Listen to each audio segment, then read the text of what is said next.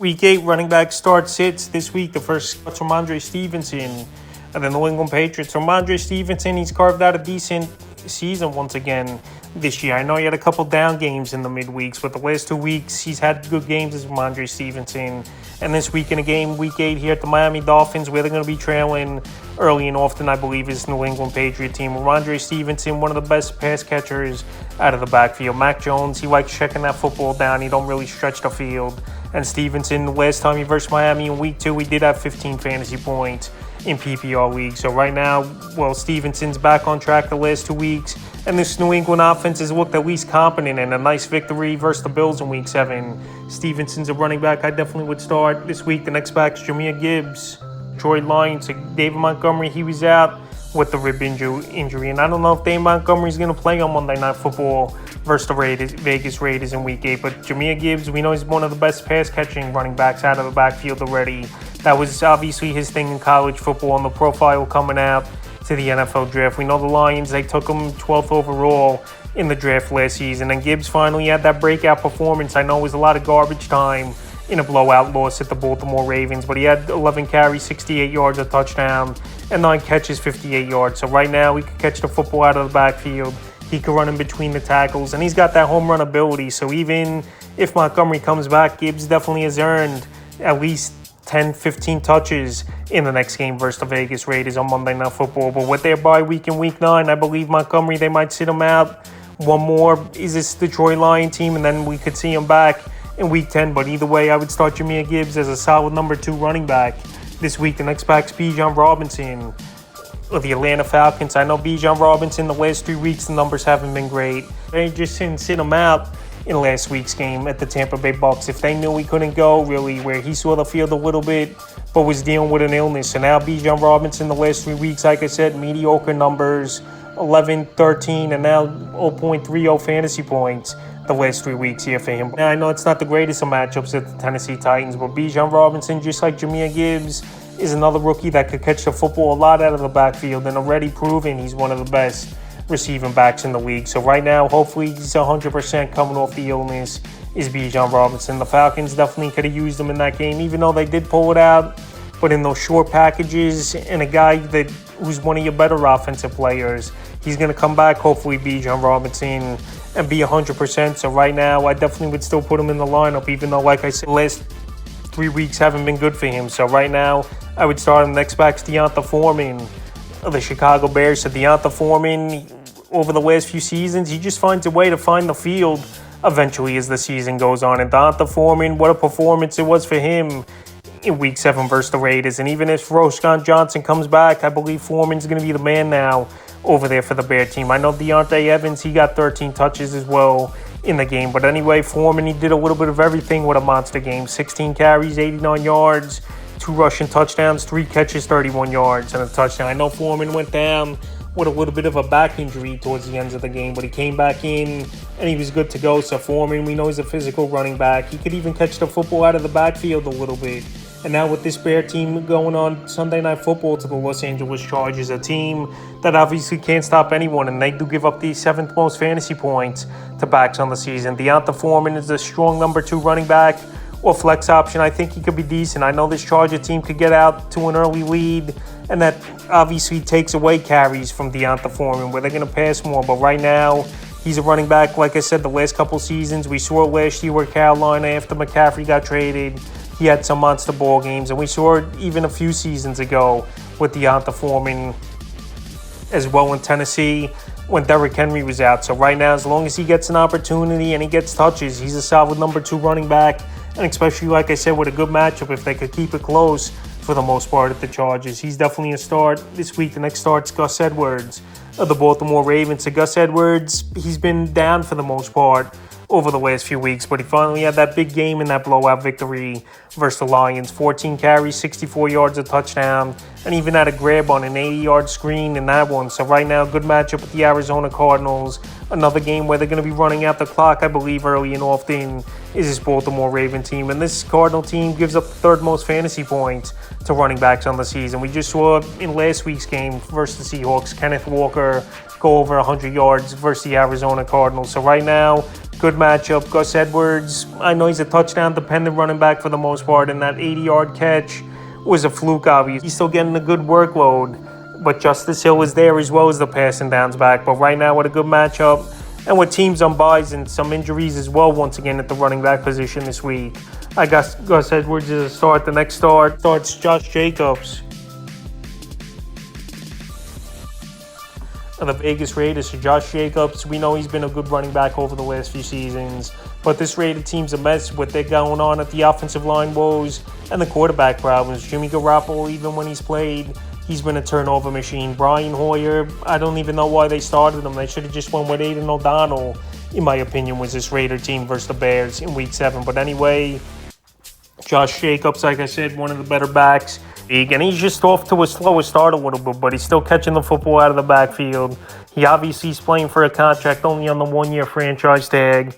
And right now, after coming off a bad ball game where it just was out of reach early and often, I think Jacobs is going to bounce back in this one. And that football to the Detroit Lions. And they got to lean on this guy, especially if you're going, once again, with a backup quarterback, you got to lean on a bell cow running back, Josh Jacobs. And he's a start this week. And the final starts James Cook of the Buffalo Bills. James Cook, he's been a solid number 2 running back this season. I know weeks 5 and 6 he had down weeks, but he came back with a good game in week 7 at the New England Patriots, where he did a little bit of everything. 56 rush yards, 3 catches, 46 yards, and a touchdown. And now a quick turnaround Thursday Night Football versus Tampa Bay Buccaneers, where we know Thursday Night Football is usually high-scoring games between the teams. Obviously, not a lot of defense played, and this is a big game for both teams. Tampa Bay coming off losing 2 in a row, and this Buffalo Bill team now losing 2 out of 3, especially a bad loss first division rival at the New England Patriots. So James Cook, he's a good receiver out of the backfield. He's getting his 14, 15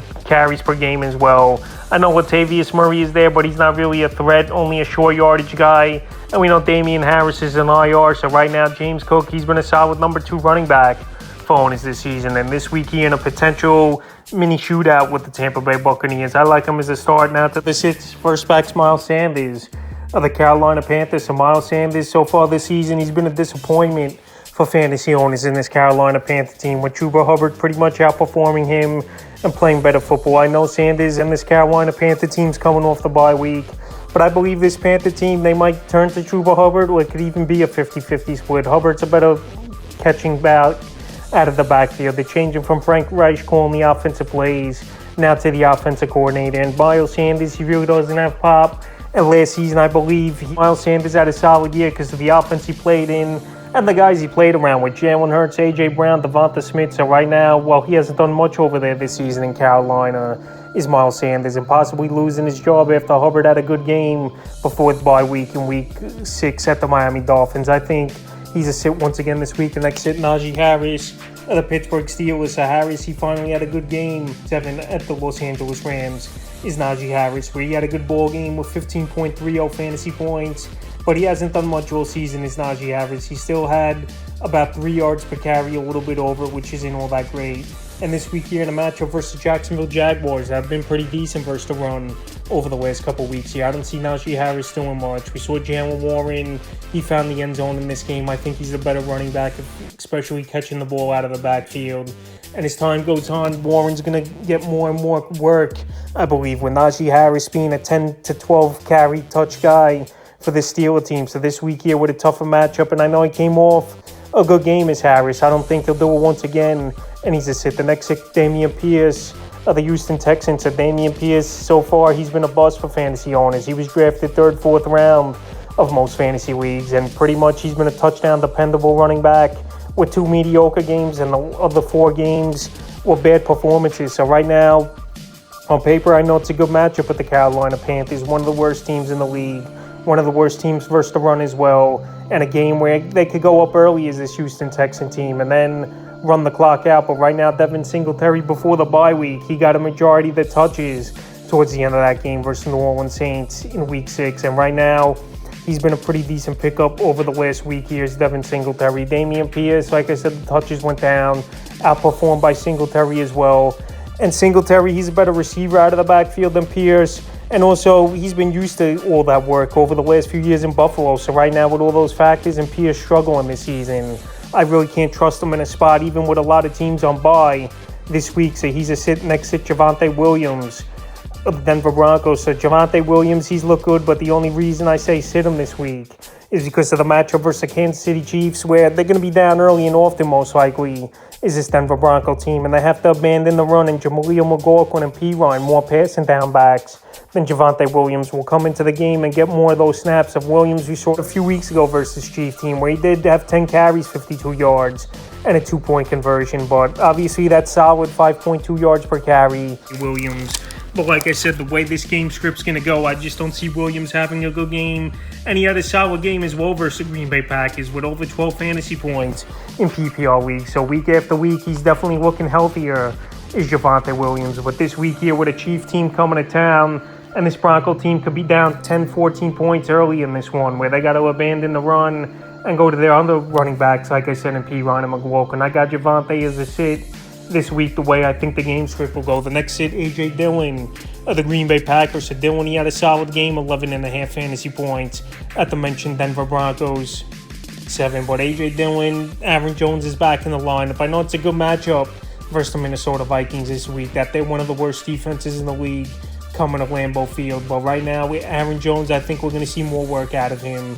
They eased him back in this game at the Denver Broncos was this Green Bay Packer team.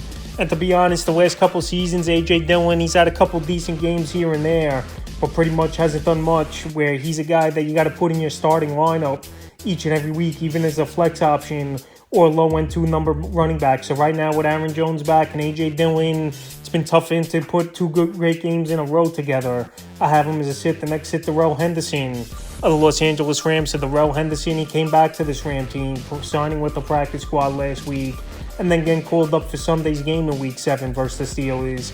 And he had a solid game, Henderson, 61 yards rushing and a touchdown. And he also caught a ball as well. So Henderson, he had 20 touches about in that ball game versus the Pittsburgh Steelers. I know Royce Freeman, he had 12 carries as well. But Henderson knows the playbook. He's played there with the Rams the last few seasons, even though they did cut him loose in the middle of last season before he went to the Jacksonville Jaguars. But anyway, this week here, tougher matchup at the Dallas Cowboys. And I think the Rams, if they want to win this game at the Cowboys, they're going to have to do it with Amick and great receivers in Puka Nacua and Cooper Kupp. So right now, in a tougher matchup at the Cowboys, even though their defense you can run on, I just don't see Henderson doing much because, like I said, the last couple of seasons, the yards per carry have gone down, even though he did have a good game versus the Steelers. He's not a guy at Dallas I really would use in the final sit of the week at the positions. Brian Robinson of the Washington Commanders. I know most people, Robinson's maybe their number one back with injuries and bye weeks this week, or number 2 running back, obviously. But Robinson's pretty much been a touchdown-dependent running back over the last few weeks, because if he hasn't had those touchdowns, he's pretty much only scoring 6-8 fantasy points at most as Robinson. So this week here in a matchup versus the Eagles, even though early in the season this Commander team played the division rivals tough and gave him a close game, I don't think Brian Robinson once again is going to have a good game. I think Robinson, 8-12 fantasy points is his max. And as a number 2 running back, I guess that's decent, but his ceiling isn't much as Robinson. Early in the season, he did have a big game at the Denver Broncos, where he did have 28 points in PPR leagues. But this week here, I don't see him doing much versus Philly. The script could be they're down 10, 14 points early, or just a shootout where both teams are throwing the football all over the yard. So right now, with a tougher matchup, and Robinson, if you don't score that touchdown, not really doing much for fantasy owners. That touchdown streak could break easily in this week's game. And he's a sit, so that's running back start sits for Week 8 of the fantasy football season.